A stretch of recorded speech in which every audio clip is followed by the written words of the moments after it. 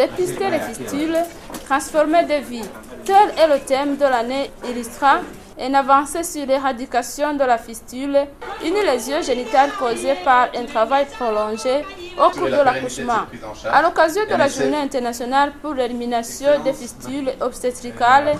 la campagne nationale de prise en charge des fistules a été lancée en date du 30 mai 2014 à Gitega par la ministre de la Santé et de la lutte contre le sida, en collaboration avec le Fonds des Nations Unies pour la population, FINWAP en sigle, le Programme national de la santé reproductive, PNSR, ainsi que les Médecins sans frontières Belgique.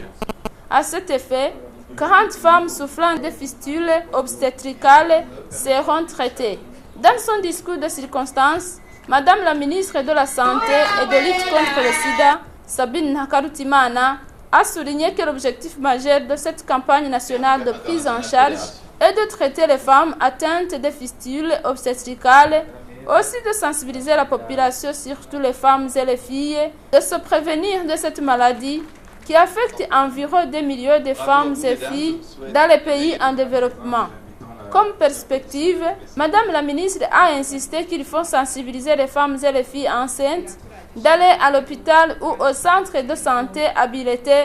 lors des accouchements. Ismaël Mbengwe, représentant du Fonds des Nations Unies pour la population au Burundi, a précisé que l'enregistrement et le dépistage systématique de chaque femme et fille conduit à l'amélioration de leur bien-être.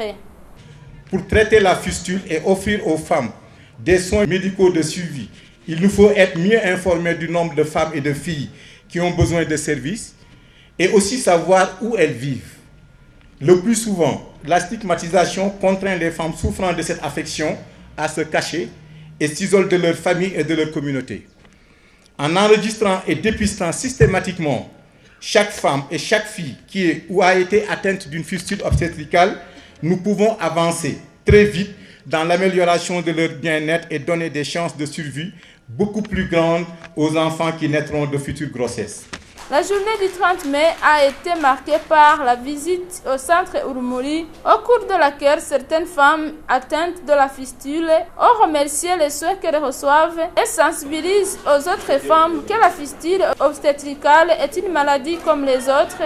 et qu'elle est curable. Elles ont plaidoyé pour l'augmentation du nombre de médecins soignants. Dans le cadre du programme de lutte contre les fistules obstétricales et amélioration de la santé maternelle au Burundi, un mémorandum d'accord a été signé l'an dernier